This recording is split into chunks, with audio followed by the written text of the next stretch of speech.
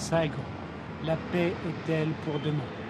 Pour l'heure, les Vietnamiens continuent à vivre dans le confort et le drame de la guerre. Une femme, volontairement anonyme, s'est laissée aller aux confidences. Je crois que vous êtes veuve. Oui, mais pour Saigon, je suis célibataire avec des enfants. Parce que mon mariage était célébré de l'autre côté de la frontière. À l'âge de 20 ans, j'avais fait le maquis, j'ai rencontré mon mari. Nous sommes mariés légalement avec les enfants. À la mort de mon mari, quand je suis revenue, j'étais obligée de cacher tout ça, cacher mon passé. Et pour Saigon, je dis que je suis célibataire avec les enfants. Mais c'était du temps de la résistance contre les Français. La résistance, oui. Votre mari a été tué par les Français? Oui, dans un guet-apens. Il était colonel. Mais vous-même, par exemple, pourquoi est-ce que vous n'êtes pas allé au Nord? Vous avez préféré venir à Saigon? Moi, je trouvais que pour moi, c'était ce que j'ai fait pour le pays. Je trouvais que c'était assez. Mon mari a donné la vie pour le pays. Et je me suis retrouvée veuve avec des enfants. Et j'ai préféré revenir chez moi. Quand même, Saigon, c'est mon pays. J'ai préféré recommencer ma vie, c'est-à-dire aller trouver un travail et recommencer la vie. J'estime que j'ai fait suffisamment pour le pays.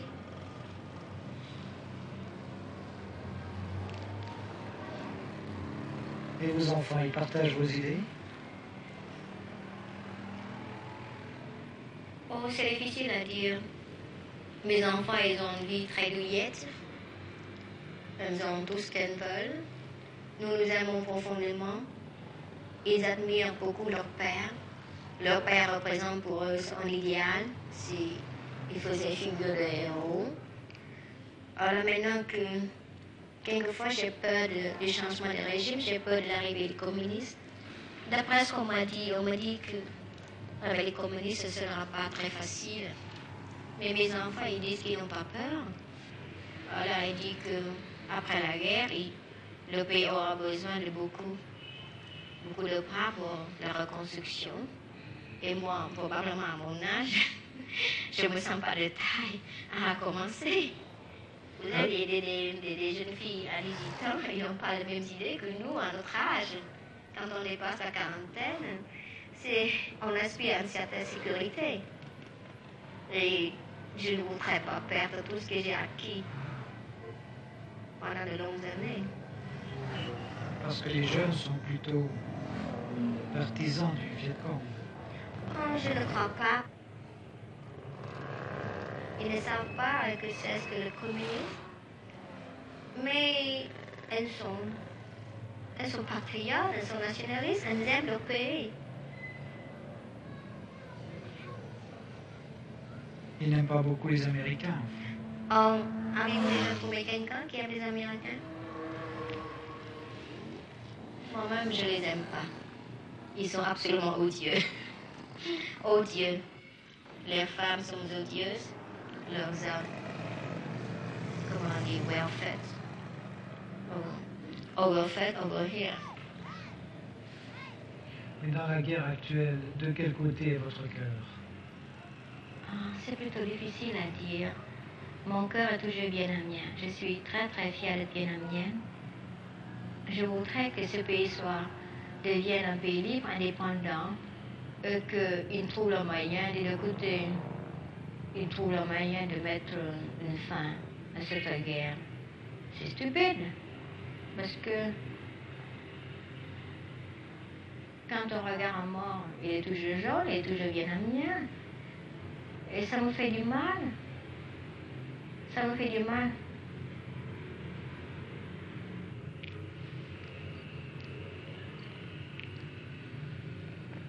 Vous êtes fatigué de la guerre? Oui.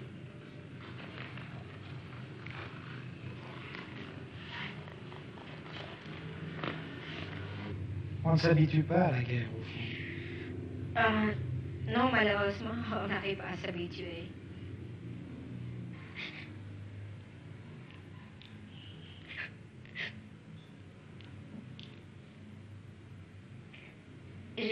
J'ai perdu beaucoup de gens que j'aimais.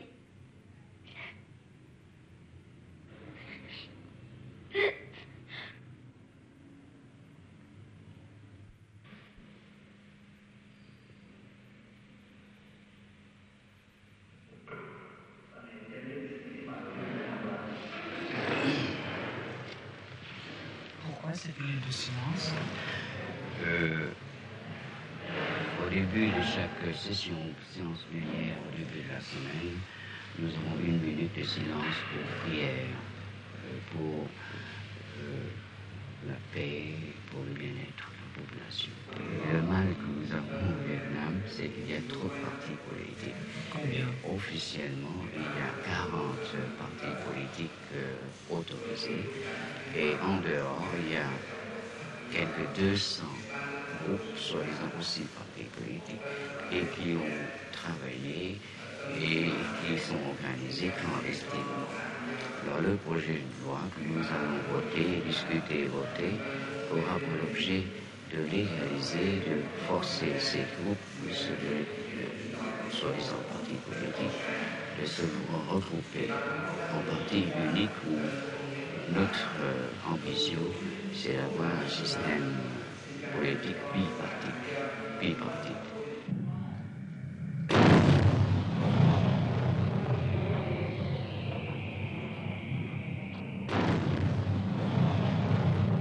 Le soir de ce même jour, juste à l'entrée sud de Saigon, la guerre. Une batterie américaine de 150, protégée par l'obscurité, lâche des salves irrégulières. Dans le ciel, des B-52. Pas de lumière ou presque, des éléments vietcong sont tout proches.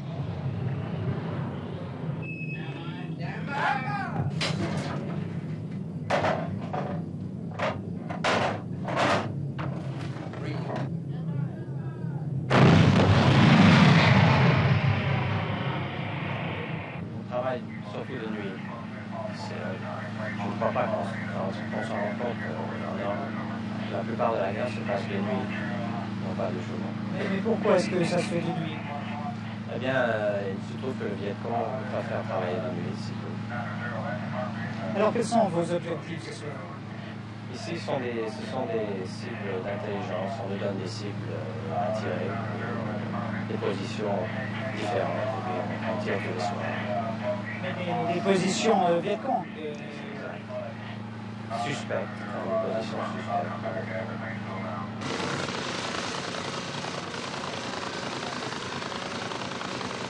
Suspect, tout est suspect dans ces quartiers indéfinissables qui composent la banlieue de Saigon. C'est son ventre nu. Il y a 20 ans déjà, les Français ne s'y aventuraient pas sans de fortes espoirs.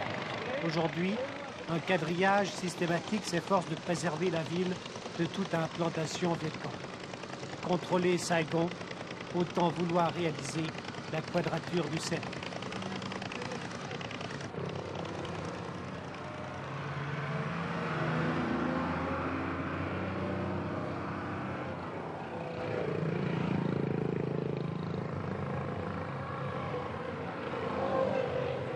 Sur toutes les voies d'accès de la capitale, des postes de contrôle. Chaque véhicule est minutieusement fouillé par des spécialistes à la recherche d'armes et de munitions clandestines. Mais quelle peut être l'étanchéité d'un tel rideau de fer?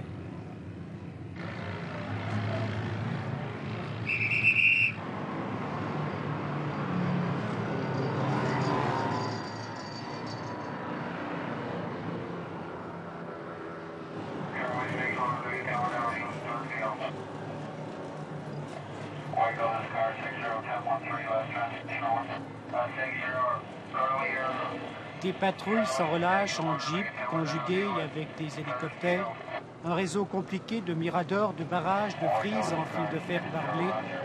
Jour et nuit, 50 000 alliés se relayent pour protéger la capitale. C'est que dans la perspective des négociations de Paris, Saigon est devenu un enjeu décisif.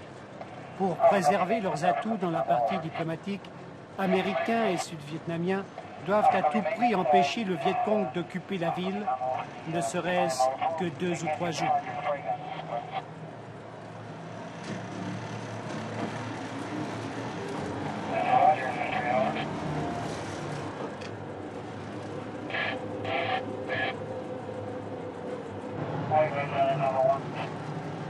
Ghetto d'un nouveau genre. Quand un quartier devient par trop dense, sordide, dangereux, on l'isole. C'est l'opération chirurgicale. Une frontière est tracée à coups de hautes barrières dans l'espoir de localiser l'abcès.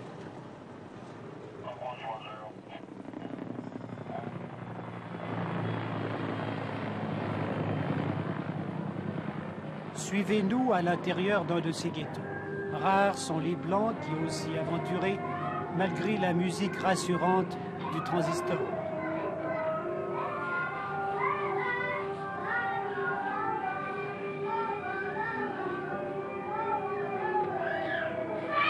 Combien sont-ils à avoir élu domicile dans ce monde de cimetières, de paillotes, de ruelles sans nom?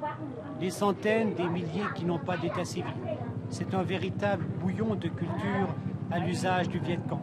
Il y a là des réfugiés, des enfants abandonnés, beaucoup d'enfants abandonnés. Saigon compte plusieurs dizaines d'orphelinats. En voici un. Et celui-ci? Celui-ci aussi, ses parents abandonnés dans l'hôpital, son papa abandonné, et sa maman elle était pauvre. Et nous confier, peut-être après nous devons rendre à ses parents. Les parents, on ne sait pas qui c'est. Ses parents abandonnés.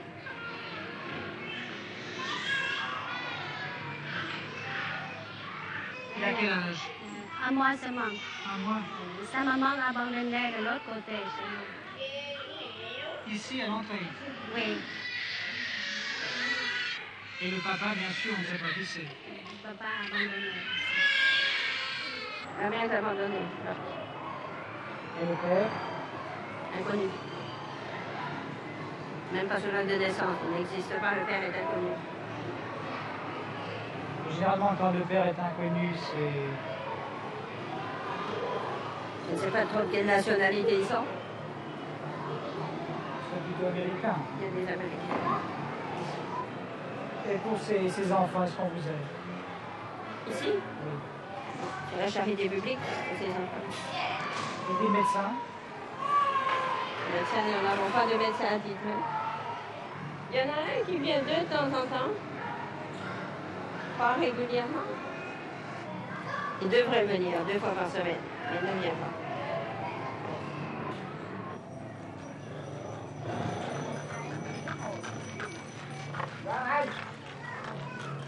La guerre, ce n'est pas seulement les combats et les morts au champ d'honneur, c'est aussi les bouleversements sociaux et les traumatismes de toutes sortes.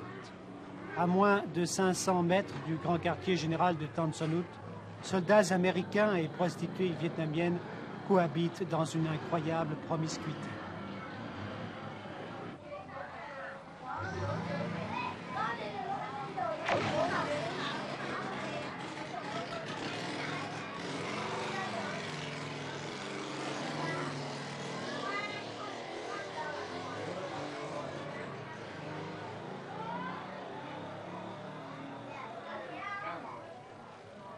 Saigon a appris à vivre de la guerre.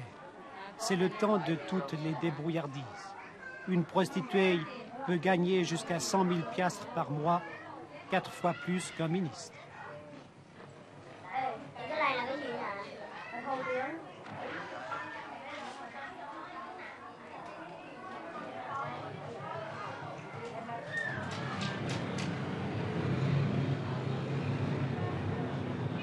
À vendre, souvenir de Saigon.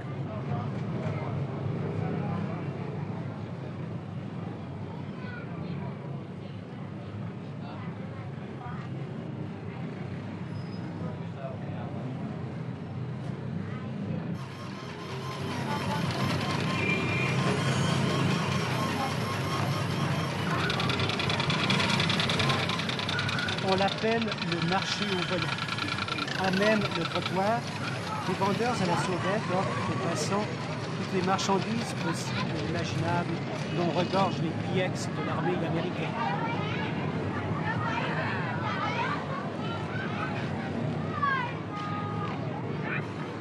À la vue des uniformes, c'est la débandade, mais 100 mètres plus loin, le négoce des voleurs retrouvera un bout de trottoir.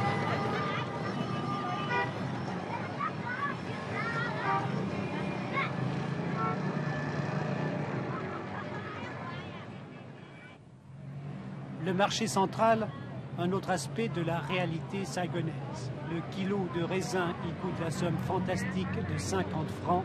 Chaque jour, il s'en vend des montagnes. Il y a combien de banques ici à Saigon? Actuellement, nous sommes une vingtaine. Parce que dernièrement, surtout depuis ces 2 dernières années, il y a beaucoup de banques locales qui se sont formées. Avant, en 1900, par exemple, 64, par exemple, nous étions à peu près une douzaine. Alors, depuis 64 jusqu'à 68 aujourd'hui, nous sommes une vingtaine. Est-ce que c'est pas curieux cela? Parce qu'après tout, ce pays est en guerre. On ne s'attendrait pas à ce que les affaires marchent si bien que le nombre des banques double en quelques années. C'est peut-être nous sommes en guerre que les affaires marchent. Alors, et surtout, les Vietnamiens ont trouvé que les bandes ont gagné beaucoup d'argent, et ça l'étend. Et c'est pour ça, vous voyez, nous avons beaucoup de nouvelles banques. Et à cause, vous voyez, des importations qui ne sont pas très limitées, je crois qu'on peut ouvrir des banques ici, et toutes les banques ont toujours leur affaire. Au fond, la guerre, ça rapporte. Au fond, c'est grâce à cette situation anormale, parce que c'est la guerre, alors ça rapporte. On n'a jamais connu des années aussi prospères que les années de 1966 et de 1967.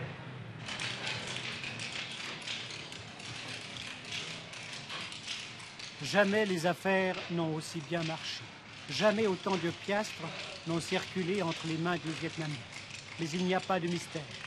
Pour entretenir une armée de 800 000 hommes, le gouvernement fait fonctionner la planche à billets et pour résorber ce torrent de piastres, il autorise l'importation des produits les plus luxueux de la société d'abondance.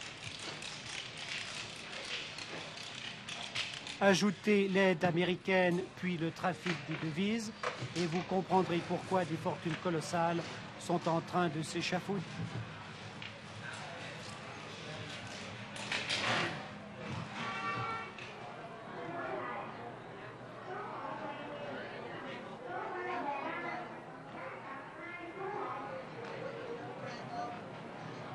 Une drôle de guerre vraiment. Chaque week-end, le Longchamp de Saigon est le rendez-vous des fervents du tiercé et de la jeunesse élégante. À voir ces parieurs, à côtoyer cette foule d'oisifs parsemée de quelques sentinelles en armes, on a peine à croire qu'à 3 kilomètres de là, des soldats se font tuer dans la rizière.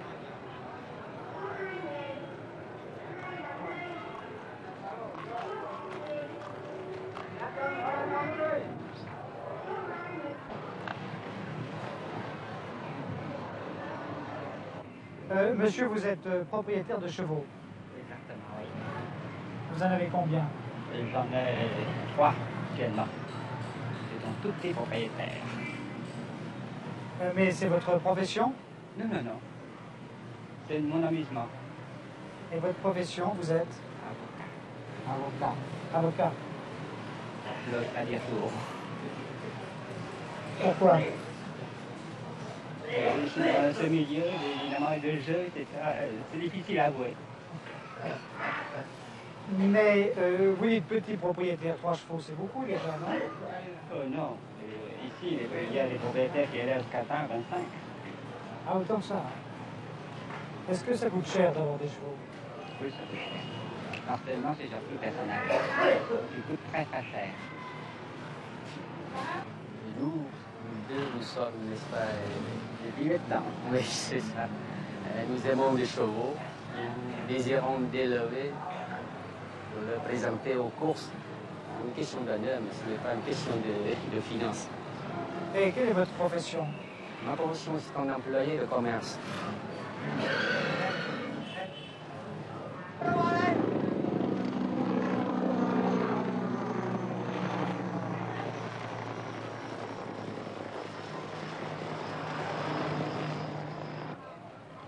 la présentation des chevaux au paddock. Lors de l'offensive du Tet au début de l'année, un des objectifs du Viet Cong était d'installer là son quartier général. On joue beaucoup ici. Chaque semaine, chaque course fait à peu près 2 millions de piastres. Chaque course? Oui. Et il y a combien de courses par jour? Samedi, 7 courses. Dimanche, 8 courses. Et chaque fois 1 million de piastres à jouer? Plus qu'1 million de piastres. 1 million et quelques. Quelquefois, il y a des courses à 2 millions par an. Alors les gens ont beaucoup d'argent pour pouvoir parier comme ça.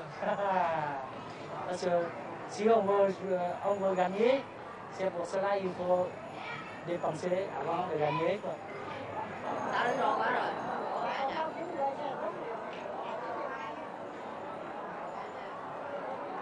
Des millions de piastres qui se jouent chaque week-end, ce n'est pas le moindre paradoxe de ce pays dont les ressources d'année en année diminuent un peu plus. La guerre, le Vietnam du Sud exportait du riz, aujourd'hui il en importe et pourtant c'est la belle vie. Mais la question se pose, jusqu'à quand?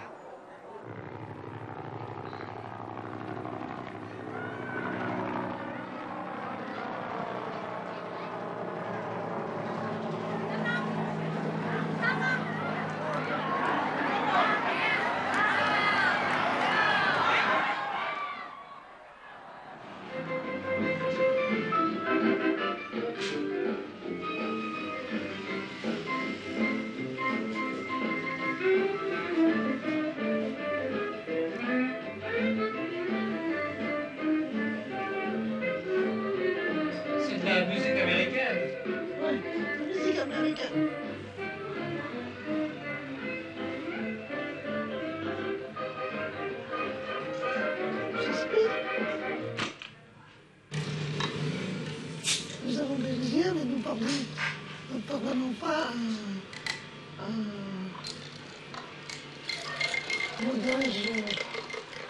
recevoir les revenus. Vous avez des rizières, vous-même? Des rizières, à l'intérieur, dans la région de Guénon. Mais avant, chaque année, nos revenus s'élevaient à plusieurs centaines de milliers de piastres. Maintenant, à cause de la situation et des hostilités en campagne, on ne pouvait pas descendre là-bas pour ramasser les revenus, les récoltes. Alors vous ne recevez plus de revenus de vos rizières? Non, depuis, nous vivons sur Masson seulement.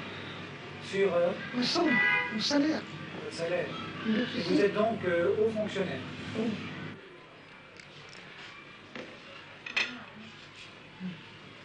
Ok. Mais vous-même, vous pensez que vous vivez mieux aujourd'hui qu'il y a 10 ans, par exemple?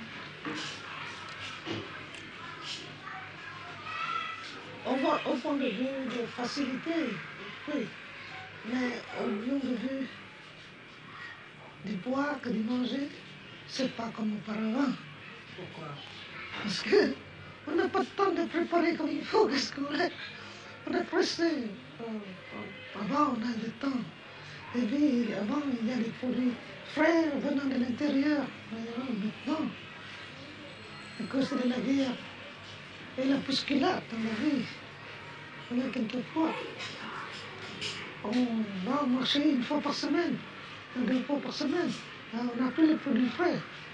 Et chacun va au travail. Les filles vont au travail aussi, la femme va au travail aussi, le mari va au travail, on n'a pas de temps de préparer. Alors ça veut dire qu'on ne mange pas bien comme auparavant. On mange surtout comme les Américains. C'est-à-dire que notre façon de vivre maintenant, ça approche celle des Américains et des Européens. On va plutôt au restaurant, plutôt que rester manger à la maison, parce qu'on n'a pas de temps. Et puis les domestiques sont beaucoup plus chers, introuvables. Pourquoi? Parce que nous ne pouvons pas nous permettre de payer un salaire élevé aux domestiques. Mais supposons que le Viet Cong prenne le pouvoir à Saigon, qu'est-ce que vous faites? Ça, je ne peux pas répondre. Pour le moment, je ne peux pas répondre. Mais je crois que ça n'arrive jamais. Impossible.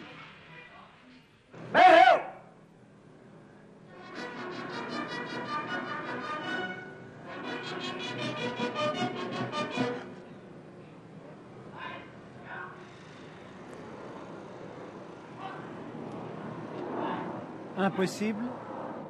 La remise des décorations au 36e bataillon de Rangers sud-vietnamiens, couvert de gloire dans une action récente, est significative. Les troupes gouvernementales prennent une part de plus en plus grande dans la conduite de la guerre. Les Américains ont de plus en plus tendance à leur passer la main.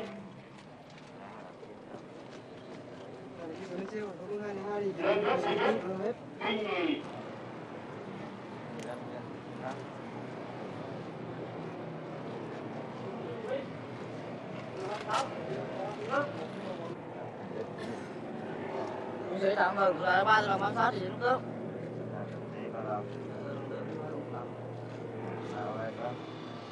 Ráng nữa đi thế.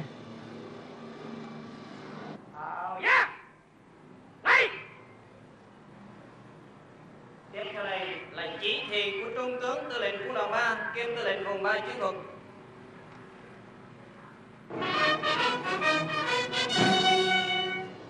Mais si les Américains se retirent, Saigon pourra-t-il voler de ses propres ailes?